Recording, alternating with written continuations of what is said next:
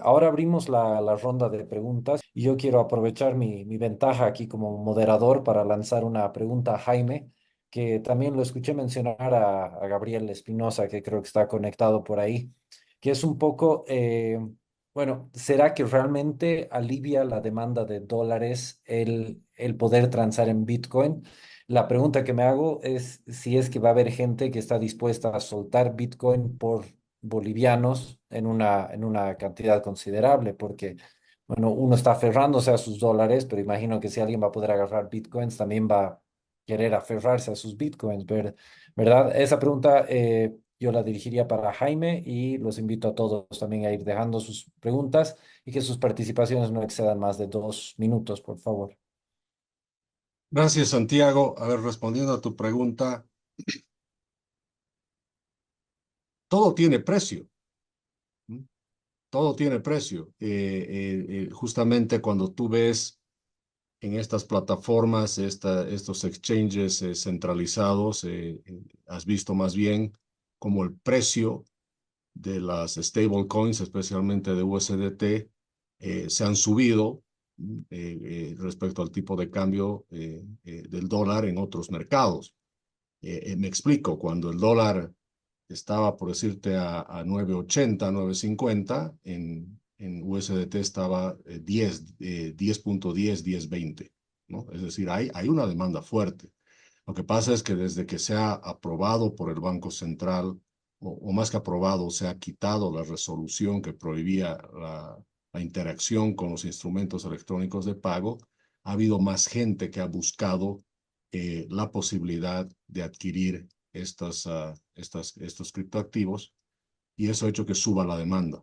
Una de las cosas que siempre tenemos que tener en cuenta, sin embargo, es que la forma en que funciona en Bolivia es la siguiente. No es que cuando tú quieres comprar, por decirte, un USDT, vas a ir a una bolsa de criptos y vas a comprar ahí. Le vas a comprar a un boliviano que quiere vender. Por eso se llama el sistema P2P, persona a persona. Entonces, esa persona que tiene los USDTs, él en algún momento ha usado los dólares para adquirir originalmente esos USDTs. ¿Ok?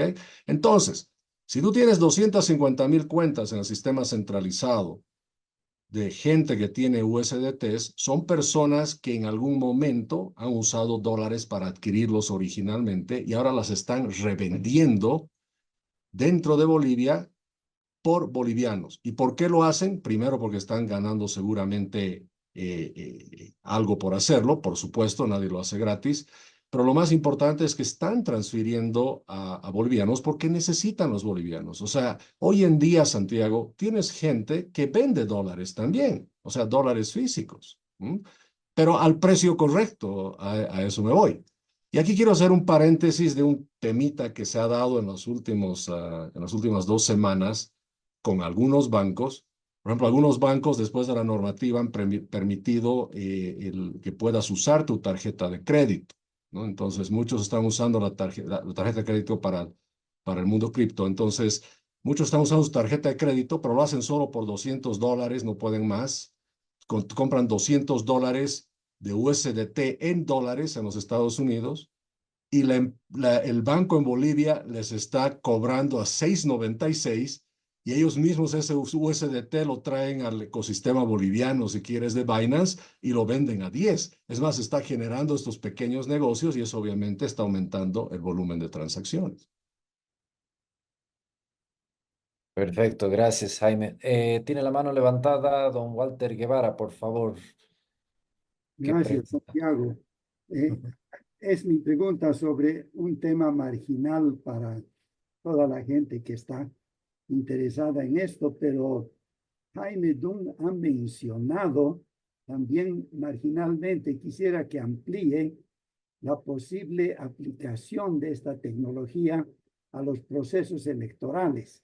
Yo estoy absolutamente en la luna de este tema, pero obviamente la necesidad de generar confianza en los procesos electorales bolivianos no puede ser mayor. Entonces, Jaime, no sé si puedes tomar un minuto en ampliar lo que podrían ser esas aplicaciones. Por supuesto, estimado Walter, y es importante poner énfasis por eso que Bitcoin y las criptos es una parte de la gran posibilidad que existe con esta tecnología blockchain. Mira, el tema en concreto es que esta tecnología lo que hace es eliminar los actos de verificación humana, ¿no? Ya no necesitas auditar porque el blockchain se audita automáticamente. No necesitas pagarle a alguien que verifique porque todos pueden verificar, todos pueden tener acceso a eso.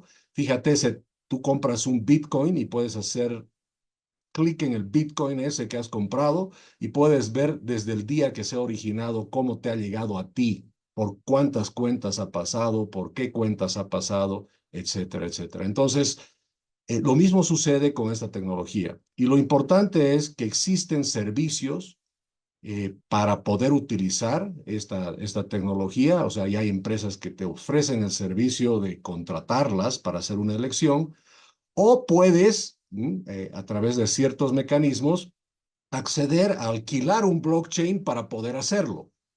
Puedes usar un blockchain obviamente autorizado como de Google, por ejemplo, o de Ethereum. Y en Bolivia, la Cámara Nacional de Comercio lo hizo el 2021 porque por la pandemia tenían que hacer las elecciones y no podían juntarse para votar, ¿no? Esa es básicamente como me han contado la historia que fue, y decidieron hacerlo utilizando la tecnología blockchain. Primer tema, que obviamente el resultado es indiscutible. Segundo tema es que se hace ágilmente, rápidamente. Se hace el último voto, todos pueden registrar automáticamente cómo se han realizado los votos. Y lo más interesante, ellos tenían en promedio como 15 o 16% de sus miembros que votaban, porque muchos están en el exterior también. Y con esta tecnología han llegado a tener casi un 60% de participación en la votación, ¿no? Fíjate, solamente por el hecho de usar esta tecnología.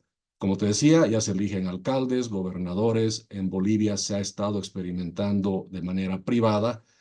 Y por supuesto, si algo quisiéramos los bolivianos es cambiar a todo ese órgano electoral plurinacional y poder reemplazarlo con bloques en vez de con personas, ¿no es cierto? Y qué interesante sería poder hacerlo, por ejemplo, aquí lo veo a mi amigo Ronald McLean, poder usar esta tecnología para primarias privadas, ¿no es cierto? Que podamos hacer para elegir el candidato único, por ejemplo. Muchas gracias, Jaime. Tenemos una pregunta de Stephanie, pero creo que Ronald tiene una pregunta también que va por estas líneas. Entonces, le daremos primero la palabra a Ronald, después a Stephanie, que ya planteó su pregunta ahí, y después a Horacio Chávez, que los tres den sus preguntas y luego organizamos las respuestas. Por favor, Ronald.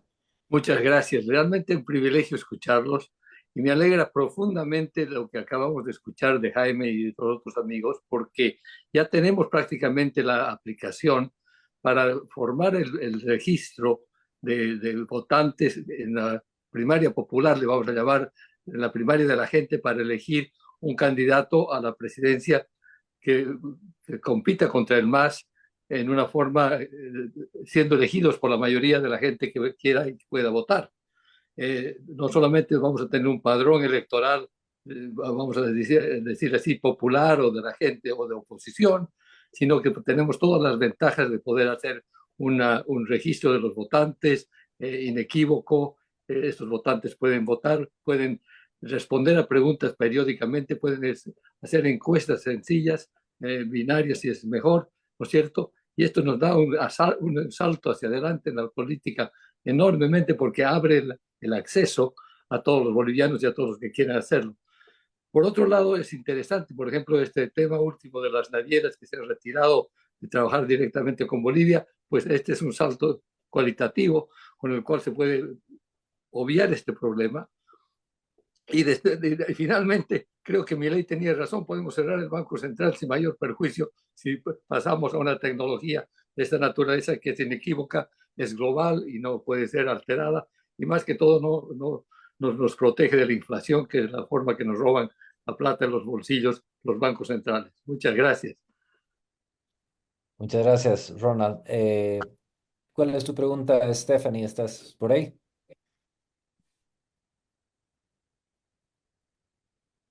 Bueno, si no está conectada, de todas maneras repito su pregunta porque creo que está interesante. Es los USDT y los USDC pueden bajar su valor o siempre están de subida. ¿Qué pasa si el dólar paralelo vuelve a costar 7,96? ¿El USDT y el USDC también bajará? Esa es su pregunta. Y Horacio Chávez, no sé si estás por ahí para dar tu pregunta.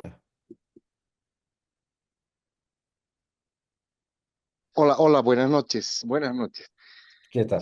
Bueno, mi pregunta es sencilla y directamente, bueno, es evidente y notorio que ahorita estamos viviendo, los que tenemos ahorros en dólares en los bancos, no nos están entregando desde febrero de este año. Estamos en un corralito virtual.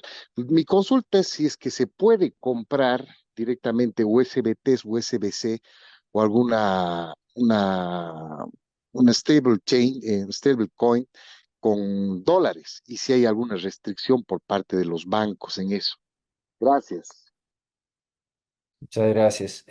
No sé si Jaime quieres comentar y tal vez André viene un poco al caso. Empecemos contigo, Jaime, por favor. Sí, por supuesto. Entendamos que los USDTs, USDC o BUSD o DAI, todas estas stablecoins están uno a uno con el dólar. Es decir, son en sí un dólar digital para ponerlo de manera sencilla. ¿Mm? O sea, son dólares, pero de forma encriptada, de forma digital.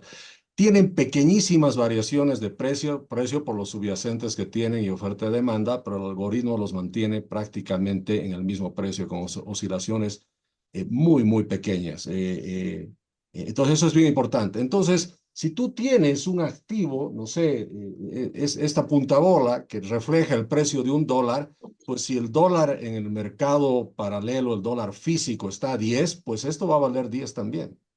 ¿Mm? Es decir, se refleja el precio del dólar físico en Bolivia en el precio de esta cripto.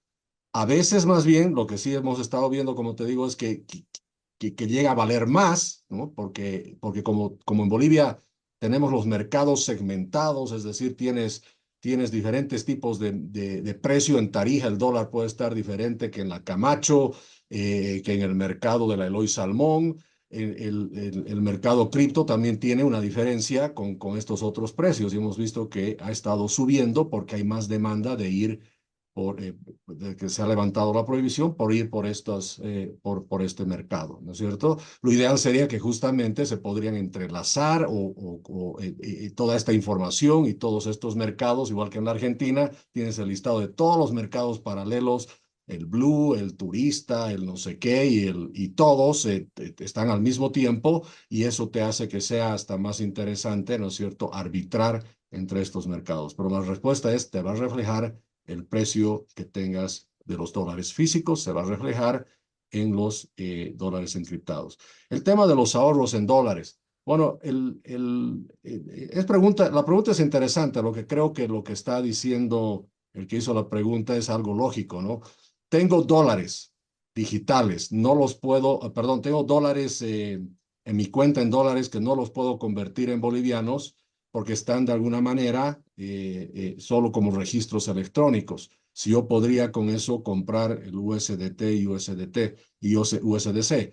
Bueno, la respuesta es que en los exchanges, ¿no es cierto?, que están fuera de Bolivia, en realidad se pueden adquirir en dólares, pero tendrías que hacer la transferencia de tu cuenta y habría que ver si el banco te lo permite. Lo más probable es que no te lo quiera hacer o te va a cobrar obviamente las comisiones que eso amerita, pero es una salida muy interesante para convertir tu cuenta boliviana de dólares,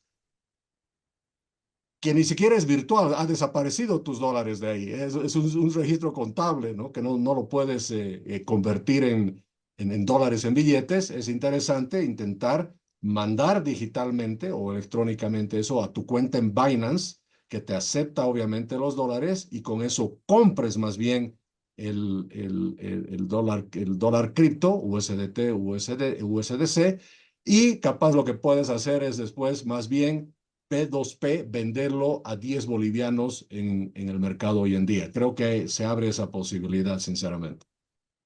Muchas gracias, Jaime. André, no sé si quieres acotar a la discusión que se ha dado en base a estas preguntas. Claro que sí, con gusto. Para acotar a lo que se ha explicado con respecto a la valoración del Tether contra el dólar, mal que mal, Tether, USDC y demás, o el USDT, cada vez son menos algorítmicas y su cotización en realidad es más fluctuante en base a sus reservas. Tuvimos un gran colapso de la moneda más grande algorítmicamente estable, que era Terra, y gracias a eso es que Tether tuvo que presentar el 100% de sus reservas hasta hace unos meses y mostrar que inclusive tenía un espacio de 3.000 millones por superiores de su emisión para justamente contrarrestar cualquier problema que pudiesen tener en el mercado. Pero prácticamente lo que hacen Tether, USDT, USDC y demás estables, que ya no están siendo algorítmicas, es si yo voy a hacer una emisión de 1.000 millones de criptodólares, tengo que tener en reserva 1.000 millones de dólares tradicionales, o lo que sacó Tether en algún momento eran sus famosos cash equivalents, que era más o menos el 25% de las reservas, y es lo que más problemas le generaba con auditorías, ¿no? Entonces, hoy en día es bueno saber que han pasado esta etapa dura de pruebas de reservas, lo cual muestra que Tether es cada vez más estable, es más grande, y la razón por la que existe USDC es justamente para competirle al Tether, que su fundación inicial fue en Hong Kong. Creo que siguen siendo base Hong Kong, y el USDC viene a ser la versión norteamericana de este tipo de monedas. Acotando la segunda pregunta, lastimosamente los que tienen dólares en el banco los tienen prácticamente parqueados en una base de datos. Si fuera el caso de que estuvieran liberados, podrían comprar tranquilamente Tether o Bitcoin aquí en el mercado local. Como dice Jaime, si no sería llevarlos a otros mercados una vez tengan la posibilidad de moverlos. Creo que eso es todo desde mi perspectiva actualmente. Gracias, André. Nuestro expositor Alex tiene la mano levantada hace unos minutos y después Sí, Jaime, por favor. simplemente haciendo una precisión respecto a lo de Jaime y André complementando, en todo caso, tiene mucho que ver la disponibilidad y la facilidad de transar con dólares, también con las restricciones que impone Binance. Binance es un exchange, es centralizado, ¿no? Como decía André, tiene liquidez por detrás que respalda las fluctuaciones. ¿No? Algo que es importante es que Binance en este momento, por el tamaño del mercado peer-to-peer de Bolivia, no admite dólares, es decir, no puede entrar y hacer la compra por dólares o hacer el pedido, no va a encontrar nadie que lo esté haciendo, ¿no? En bolivianos sí, se puede comprar de bolivianos a USDT, y para llevarlo a otros mercados, sí, mercados en los que Binance esté admitido. Binance en este momento en Estados Unidos, si se trata del tema de dólares, no está admitido por temas regulatorios, ¿no? Entonces sí se tiene que hacer el puente de USDT a USDC a través de otro exchange y alguna plataforma más, un poquito que los bolivianos todavía tenemos que hacer malabares para llegar con nuestros dólares a mercados norteamericanos. ¿No? Eso en base a experiencia que he visto que han tenido muchos usuarios, ¿no? Haciendo estas salidas de divisa, ¿no? Y bueno, y totalmente de acuerdo con lo que decían, los stablecoins tienen liquidez por detrás, ¿no? Que respalda y evita que haya volatilidad en cuanto a estas divisas. Muchas gracias, Alex. Jaime, por favor. Sí, solo quería hacer dos precisiones. No, Alex, yo me refería a un ciudadano boliviano que justamente pueda tener una cuenta en Binance en los Estados Unidos. Y si tienes en Bolivia tu cuenta en dólares, pues te debería ser más fácil hacer tu transferencia como transferir a un banco en Estados Unidos directamente y hacer la vuelta que te decía. No, no, Sí, no, sí. no tienes que tener eso. Quería Ujú. hacer una precisión importante, adicional a lo que decía André. A ver, André mencionó el colapso de Terra y Luna, en realidad, que eran un stablecoin, que fíjense, justamente no tenía ningún respaldo. O sea, Terra estaba respaldado con un algoritmo que lo que hacía era medir ¿no? La demanda y la oferta entre otra cripto, que era Luna y Terra, y cuando la demanda de una subía, pues se vendía esa y se compraba la otra para nivelar el precio. En otras palabras, a mí me parece que la experiencia de Terra y Luna que colapsan es el ejemplo más claro de tratar de manipular los precios, ¿no es cierto?, con algoritmos. ¿Y qué es lo que sucede? Básicamente, tú tienes USDT y USDC y otras que están respaldadas con dólares o con valores, como decíamos. Pero Terra dice, yo voy a crear un stablecoin con algoritmos que emulen un banco central. Eso es lo que hicieron. O sea, crearon un banco central en el blockchain. ¿Y qué pasó? Se fue al diablo. Se fue al diablo. O sea, el banco central, ya sea físico o ya sea en el blockchain, ¿no?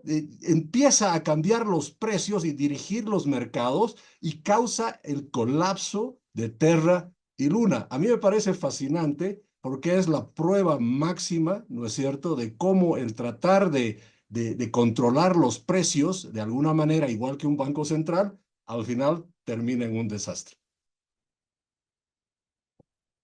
Muchas gracias, Jaime. Tenemos una pregunta de José Gabriel Espinosa, por favor. Gracias, Santiago. Buenas noches a todos. Primero me disculpo por el no uso de la cámara. Estoy en un lugar con muy mala conexión. Y más que una pregunta, en realidad son un par de comentarios muy rápidos respecto a lo que he ido escuchando. Primero, estoy absolutamente de acuerdo con lo fascinante y lo importante de la aprobación del uso de criptomonedas para Bolivia, pero lamento decirles que no se ha hecho con la mejor de las intenciones ni con la mejor de las maneras. Primero y principal, ustedes saben que a mí me toca trabajar y voy a ser acá un poco de defensor de esos economistas aburridos y antiguos que mencionaba André, porque a mí me toca ver también, más allá de mis apasionamientos, el panorama completo. Eh, Hoy por hoy, ninguna persona jurídica, y repito, ninguna persona jurídica puede firmar contratos, hacer pagos por importaciones o exportaciones o hacer algún tipo de pagos por servicios a través de mecanismos de pago que no sean transferencias bancarias, que no sean vinculados a monedas emitidas por otros bancos centrales, al boliviano, a la UFB o al dólar. ¿Qué quiero decir con esto? Que esto no sirve para las empresas, no se ha hecho para las empresas. No se ha hecho porque lo que se ha hecho, como bien decía Jaime, fue eliminar una resolución que estaba muy mal hecha, evidentemente, pero no se ha dejado toda la infraestructura normativa para que esto pueda avanzar de la mejor manera. Hoy día una empresa grande, constituida, que por ejemplo quiera pagar con criptomonedas algún tipo de importación, más allá de que su proveedor le acepte la criptomoneda en el exterior, porque sí existe la regulación necesaria, en Bolivia va a tener una serie de problemas muy grandes porque la aduana no le va a aceptar el pago en criptomonedas. Lo mismo sucede con el pago o la formación de contratos. Entonces, en ese sentido, lamentablemente, esta situación de anomia que vivimos en la actualidad nos ha dejado con una resolución que prácticamente deja un espacio en blanco y que evidentemente permite que las personas naturales puedan hacer protección de patrimonio, puedan hacer cierto tipo de transferencias, pero probablemente también abre, y aquí sí llamo un poco a la reflexión porque he visto mucho argumento a favor de, y estoy totalmente de acuerdo con ellos, no estoy en contra, pero también hay que empezar a mirar lo que está sucediendo. Jaime nos ha mencionado un par de cosas, por ejemplo, si no ve el video que va a quedar seguramente, Jaime nos ha dado un par de estrategias para arbitrar con criptomonedas. También Jaime ha mencionado que el mercado hoy día es muy pequeño. Se transa cerca de 12 millones de dólares en Binance, que es prácticamente nada. Pero eso ha empezado a ser el mecanismo de formación de precios para el resto de la economía. Y también voy a lo que decía Jaime, eso comparado con la economía es nada. ¿Qué ha sucedido en las últimas semanas? Algunos agentes, porque ya podemos identificar algunos usuarios en Binance que están haciendo un arbitraje muy, muy fuerte, han empezado a empujar el precio del tipo de cambio hacia arriba.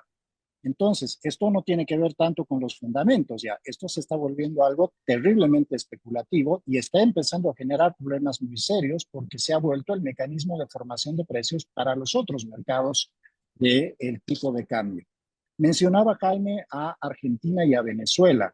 En Argentina, evidentemente, hay una gran cultura sobre el uso de criptomonedas, tecnología. Lo mismo sucede en Brasil.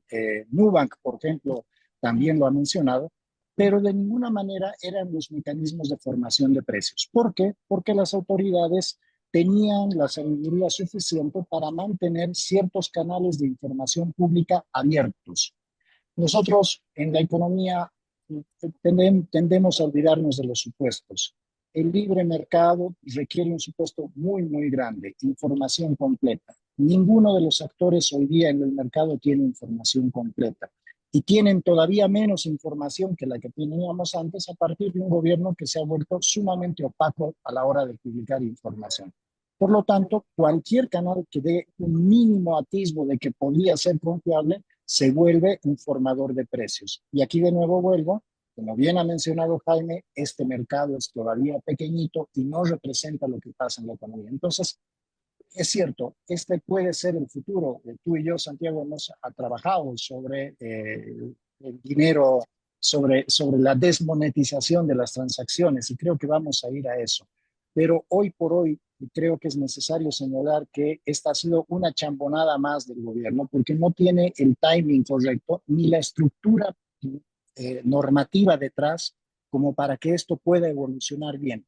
Hoy día quizás es más un problema que una solución, quizás en algunos meses cuando algunas cosas se corrijan o si, no, si las corrigen, sí pueda funcionar bien. Pero quiero decirles de verdad, y con esto termino y perdón por la extensión, que es un problema serio que estamos viviendo en las últimas 2 semanas a partir de esta desregulación sin ningún criterio y sin ningún timing considerando el entorno de lo que estamos viviendo hoy día. Gracias, Gabriel. Jaime, Alex, ¿quisieran responder a los comentarios de Gabriel? Sí, tal vez brevemente complementando lo que menciona Gabriel, evidentemente la regulación no está completa, todavía toca esperar a la regulación bueno, el ente regulador ASFI emita a los bancos, que en realidad las prohibiciones de transacciones con criptomoneda también nacen de los bancos como parte de sus políticas antilavado de dinero, ¿no? La prohibición a los usuarios en realidad.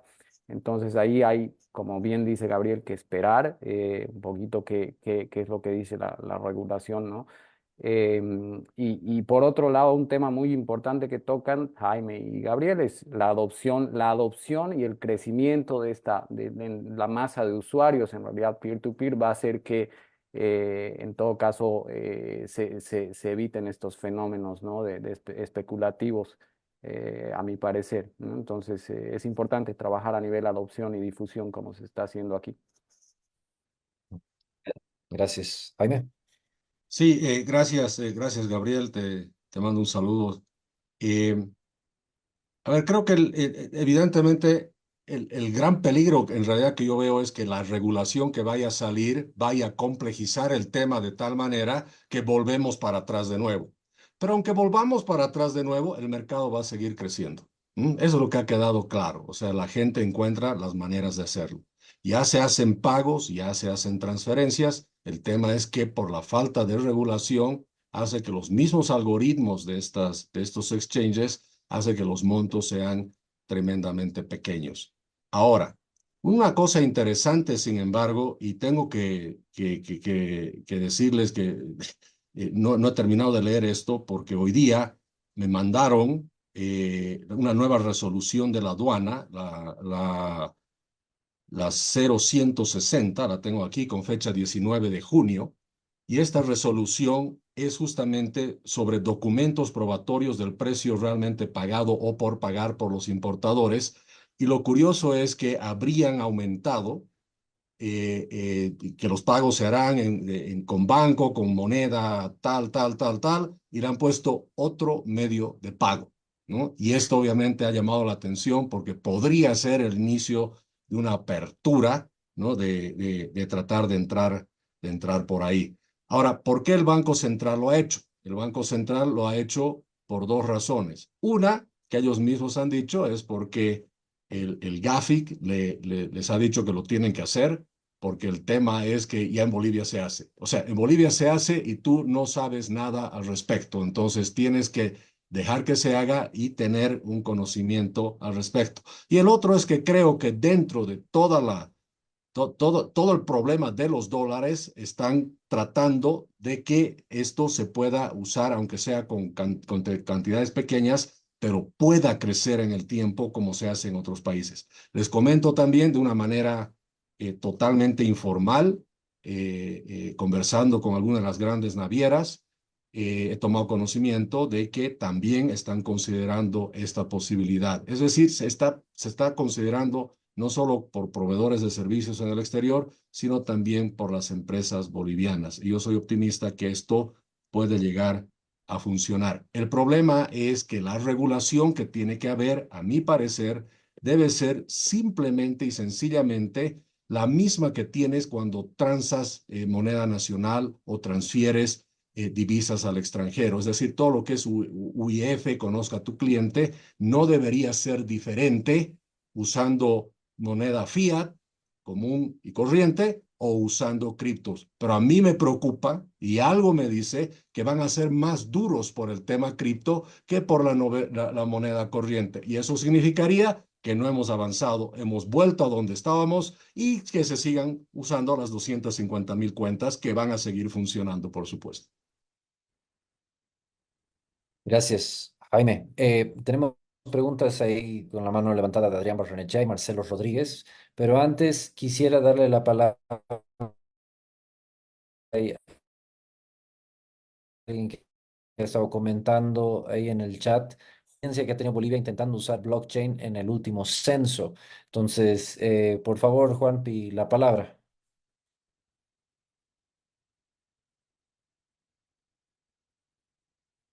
Si es que sigue por ahí, Juanpi. Si no, podemos pasar, por favor, a las preguntas de... Bueno, ya hay otras preguntas técnicas también en el chat que le he pedido a André que nos ayude a responder de manera grupal. Pasaremos a responder esas preguntas y luego vamos con las manos levantadas, por favor. Dale. Dice, ¿qué tipo de wallets recomiendan? He escuchado de Binance, pero se me viene a la mente la frase Not your keys, not your cryptos. También he escuchado de Exodus y Bitso, pregunta Marcelo. A ver, la frase Not your keys, la original es Not your coins. Esa frase fue acuñada por Andreas Antonopoulos hace no sé cuántos años y tiene mucha razón. Tenemos que entender a Bitcoin y a cualquier criptoactivo como un dinero totalmente propio, totalmente soberano, y su función o parte de sus funciones es que no sea delegable, que no sea censurable, que no sea secuestrable, que no sea congelable. Y la única forma de que tú estés cumpliendo realmente a rajatabla con la filosofía de Satoshi y que puedas gozar de estos beneficios, que nadie te pueda robar ni un Bitcoin ni un Tether, es teniendo estos activos en billeteras propias. Aquí veo que mencionas Exodus. Exodus sí es una billetera propia, pero sin embargo Bitso es otra casa de cambio. Bitso es una de las casas de cambios más grandes de México. Creo que existen dos en México. Me tocó usar Bitso hace unos años. Pero la verdad es que yo siempre le pido a todas las personas que entran a este mundo, antes de comprar cualquier Tether, cualquier USDC, aprendan a usar una billetera propia en la cual ustedes tienen primero ver su semilla y luego anotarla de forma segura y guardarla de una forma segura. Y ese es el respaldo más propio que pueden tener de su billetera. Lo que hace referencia a la frase Not Your Keys es si tú no tienes las llaves matemáticas de estos activos, no son tuyos. Lo que has recibido de Binance al depositarlos es un pagaré. Y para eso te quedas usando una banca tradicional, una banca privada, central, donde le dices, yo no me quiero hacer responsable de mi plata, pero te la voy a dar a ti para que me la guardes. Pensemos que Binance, por definición, es un exchange. La traducción de exchange es intercambio.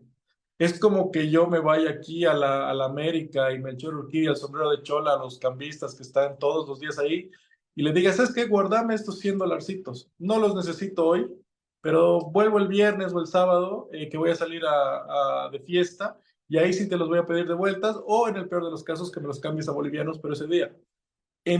Cuando tú lo pones en ese tipo de práctica, no tiene mucho sentido cederle activos a exchanges, sean grandes, peor si son pequeños, esos son los más peligrosos. Tienes que aprender a hacerte dueño de tus activos. Y la única forma es usando billeteras propias. Exodus es una gran billetera. Me gusta mucho Moon como una billetera para novatos por lo fácil que es de usar. Es una interfaz muy, muy simpática, muy amigable. No tengo nada que ver con ninguna de esas billeteras, pero hay varias opciones, hay varios sabores. Tienes Wasabi. Y lo último, para capitales muy grandes, es usar billeteras frías. Son dispositivos físicos de este tamaño muy chiquitos como un flash, pero son dispositivos que están totalmente aislados del Internet, del Wi-Fi, del Bluetooth, de cualquier tipo de red. Entonces, te dan la certeza y la seguridad de que no hay conexión a este dispositivo para que puedan hackearte o transferir tus activos. Obviamente, los puedes transferir tú con total tranquilidad usando el dispositivo que cuenta con botones físicos y una interfaz definida justamente para hacer estas operaciones. Creo que con eso respondo a la primera pregunta. Y la segunda dice, buenas noches, ¿el cambio peer-to-peer para la compra y venta de USDT o USDC está sujeto a algún tipo de legislación? ¿El gobierno cómo audita o hace seguimiento a este tipo de transacciones? No, no existe ningún tipo de legislación que controle o regule cualquier tipo de transacción para pares entre personas. Obviamente, si tú al hacer esta transacción declaras que estás haciendo una compra de cripto, de Bitcoin, de lo que sea, le has dado al banco una alerta de que en esa transacción sí has pagado por un criptoactivo. Pero tienes que entender que cuando haces una compra persona a persona, es como que tú me estuvieras pagando plata a mí por un QR simple de la banca y a cambio de esos bolivianos que tú me has pagado, yo te estoy entregando una cantidad de tethers.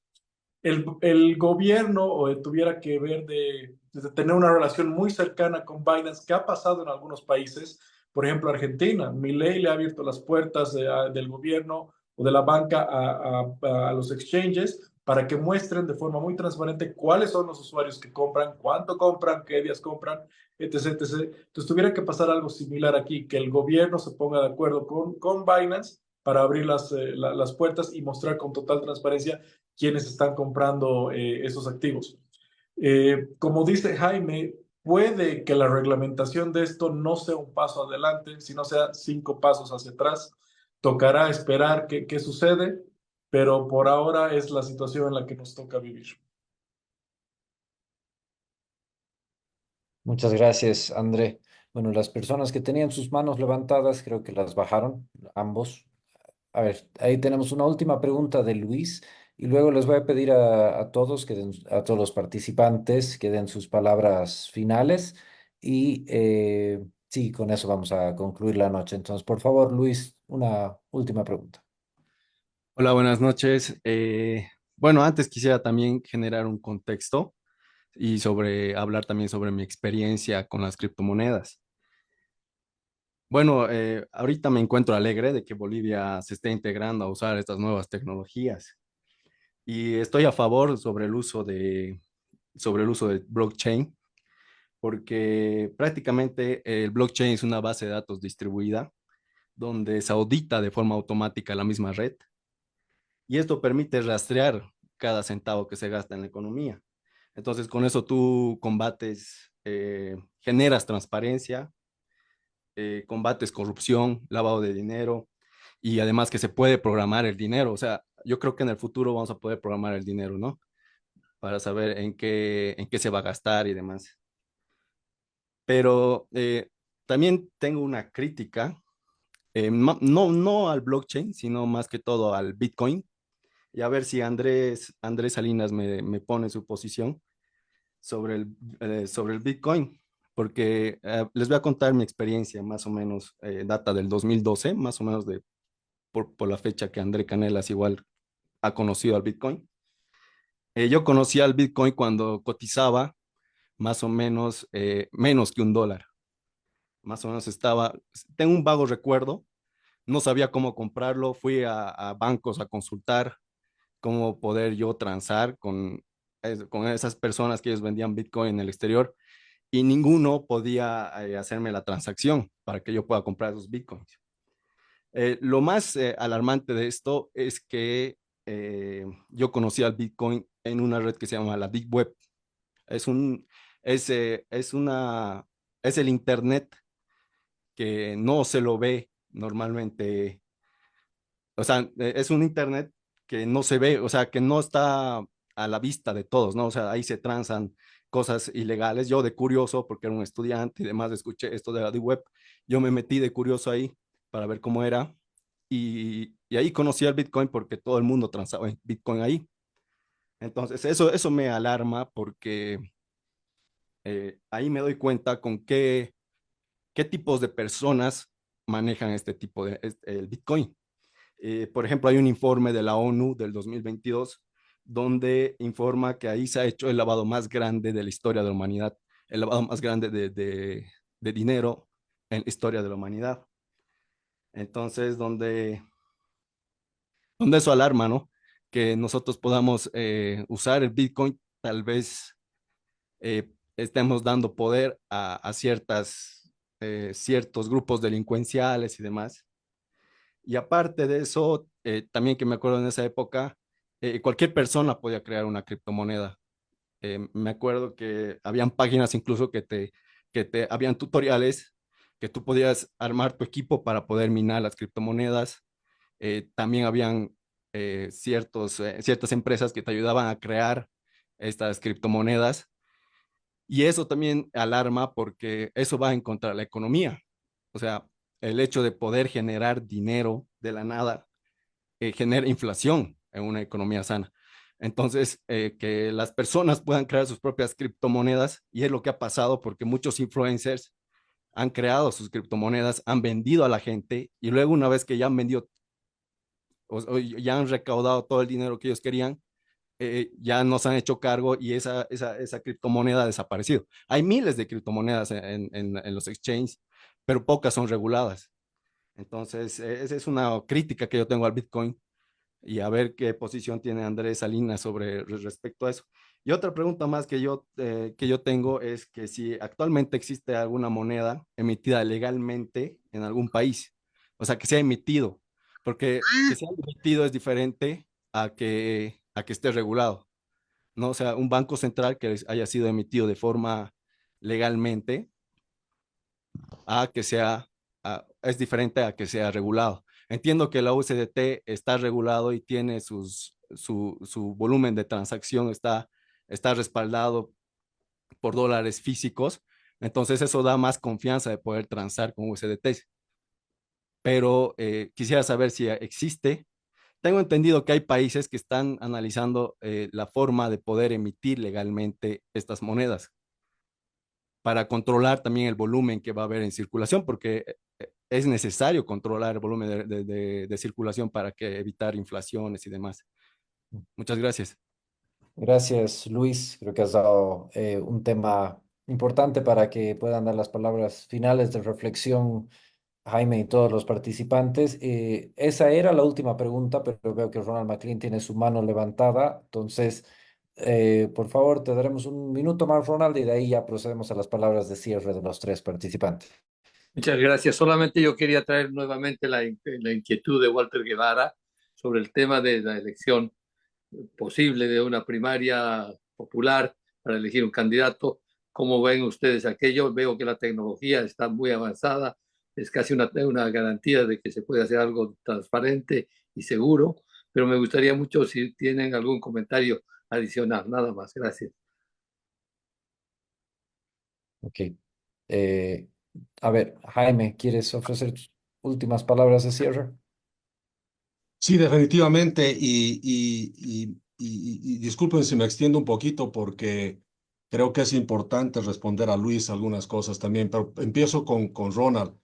Ronald, mira, yo sinceramente te digo, la tecnología blockchain, lo más revolucionario que tiene es que resuelve el gran tema que tenemos los seres humanos, que no confiamos unos de otros. ¿Mm? Como no confiamos unos de otros, necesitamos siempre un directorio sobre el gerente que rinde cuentas, el auditor interno, el auditor externo que vigila al auditor interno, y estamos constantemente vigilándonos unos a otros porque los seres humanos no confiamos entre nosotros. Y está comprobado que cuando un ser humano lo deja solo con la posibilidad de cambiar algo a su favor y nadie lo ve, lo va a cambiar. ¿no? Entonces, el blockchain viene a resolver el gran tema de confianza. ¿Y eso qué es lo que hace? Hace que todos los temas que involucran la confianza humana o la necesidad de confiabilidad se eliminan. Chao los registros de derechos reales. Se elimina las notarías de fe pública. Se elimina absolutamente todos los tipos de controles aduaneros. Ya se ha hecho el primer vuelo, un avión que ha salido de España, ha hecho escala en Bogotá y ha aterrizado en Uruguay. El rato que ha despegado, mediante contratos inteligentes y blockchain, se ha desaduanizado.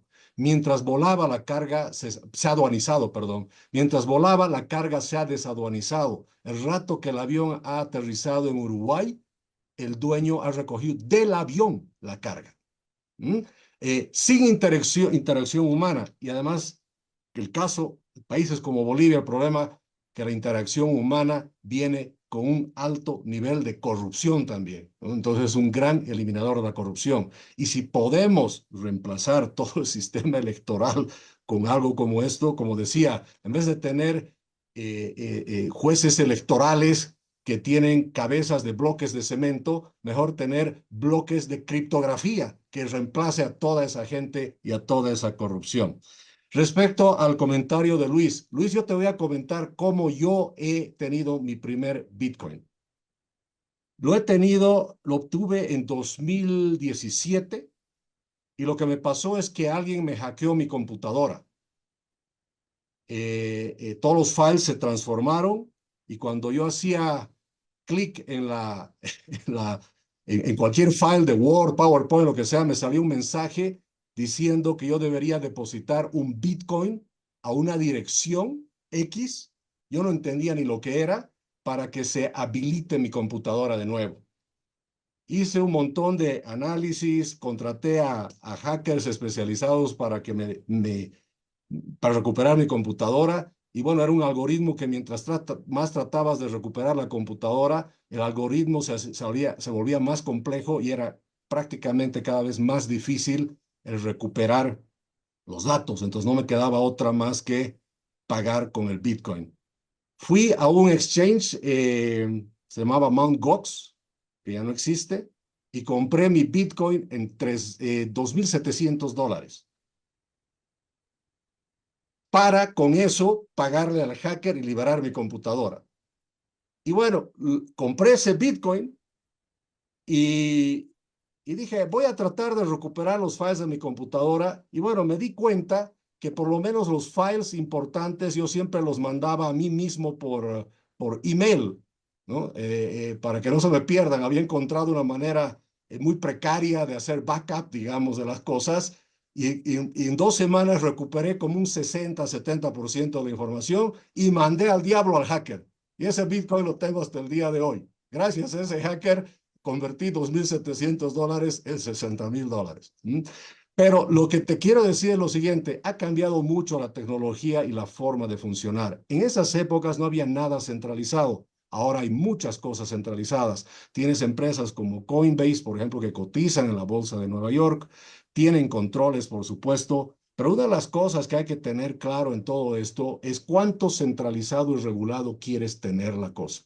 Porque la idea y la esencia para que estas cosas funcione es que esté lo más desregulado posible y sea lo más descentralizado posible. Pero lo que está quedando claro en el mundo cripto es que vas a tener los dos mundos y tú puedes escoger en cuál participar. Y es más, puedes transitar entre ambos. Los sistemas de seguridad son tremendamente robustos. Y si escuchas de alguien que le robaron sus criptos o que pasó algo, es generalmente porque perdió su billetera o le hackearon el acceso, pero difícilmente es que alguien entró al blockchain y le robó desde el blockchain. Tal cosa simplemente no es así.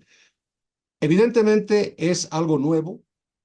Yo digo que de alguna manera la resolución del Banco Central, más allá de que quitándola, o sea, no se trata que quitándola hemos dado un paso inmenso en tecnología, simplemente ha llevado a estimular a la gente a explorar estas tecnologías y que se haga una reunión como la de esta noche, por ejemplo.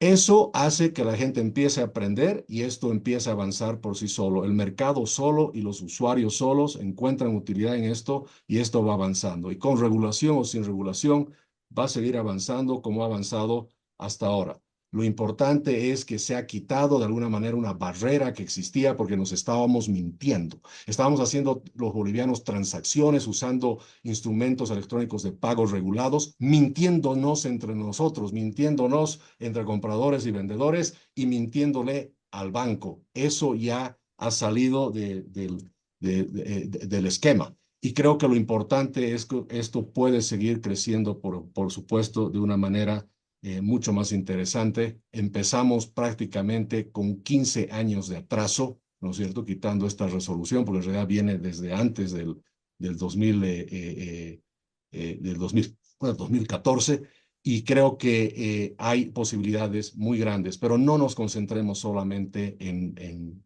monedas, ¿no? No solo Bitcoin, ¿no? Bitcoin es, les repito, es una partecita del potencial que tiene este mundo. Y así como nos mentíamos con las criptos, nos estamos mintiendo con la biotecnología. Decimos en Bolivia, no, prohibida la biotecnología, prohibido los transgénicos, pero todo el mundo consume transgénicos, todo se siembra con transgénicos y ojalá algún momento salga una resolución como el Banco Central para sincerar eso y dejemos de ser mentirosos entre nosotros y vayamos hacia adelante. Gracias, les agradezco mucho, buenas noches a todos. Muchas gracias, Jaime. Sí, creo que nos estamos mintiendo en muchas cosas más que incluso solo esos dos elementos. André Canelas, tus palabras de cierre, por favor.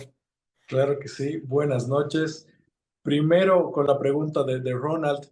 Si tú quieres profundizar, estimado Ronald, en qué es lo que soluciona la tecnología blockchain, existe un nombre para este problema conceptual. Se llama el problema de los generales bizantinos o la tolerancia bizantina.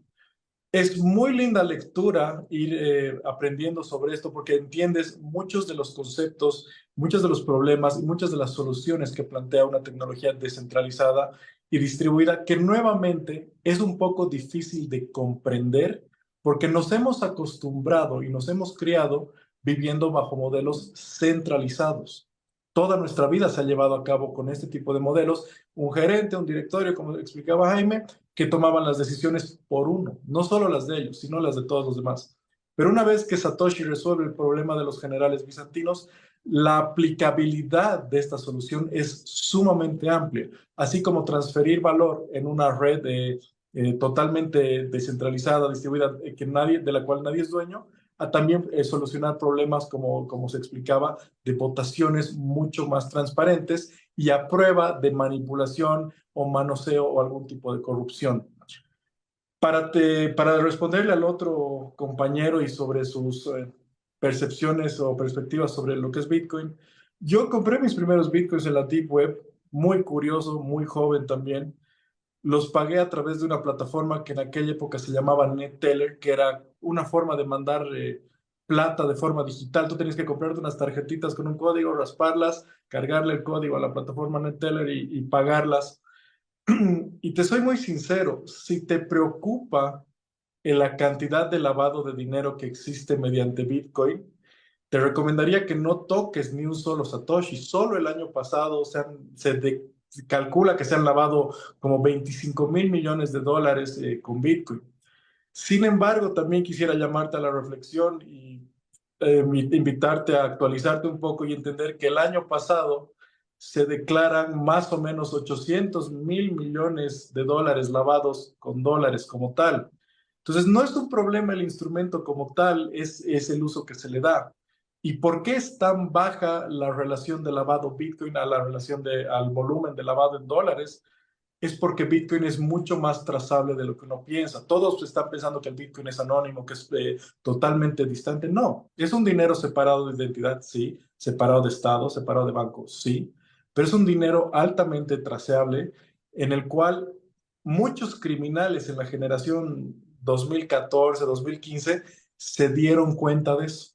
Muchos capos que pensaron que Bitcoin era la salvación a todos sus problemas en cuanto al lavado y movimiento y blanqueo de dinero, fueron afectados brutalmente, metidos presos y hoy en día sigue habiendo uno que otro criminal grueso que piensa que Bitcoin le va a solucionar este problema y meses después o años después termina o él atrapado, arrestado o alguien de su organización que maneja estas llaves, porque no es un dinero que sea fácil de mover sin dejar una cola. Se puede, sí, pero los conocimientos técnicos que vas a necesitar para hacer ese tipo de movimientos ya son complejos y ya son elevados y no están al alcance del usuario común que apenas puede usar un exchange y recién está aprendiendo a usar una billetera propia. Quiero aprovechar este último minuto para explicarles que hemos abierto un curso municipal sobre lo que es conociendo a Bitcoin, una introducción al criptoespacio.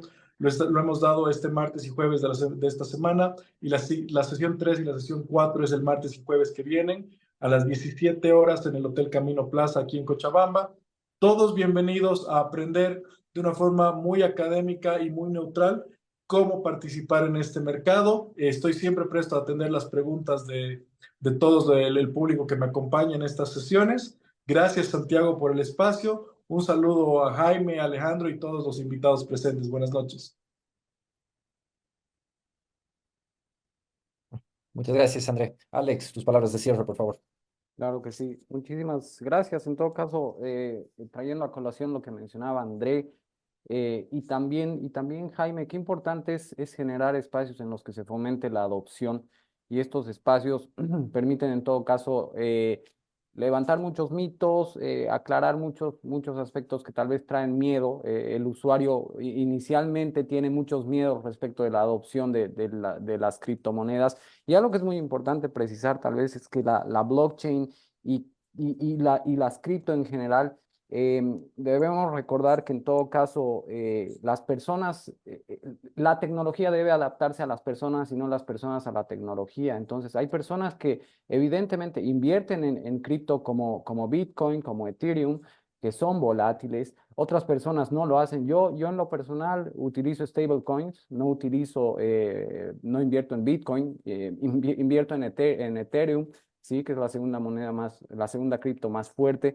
Pero creo que es muy importante entender eso. Cuando Andrea hablaba de aspectos relacionados a a los distintos tipos de billeteras, eso es fundamental. La seguridad ahora depende del usuario.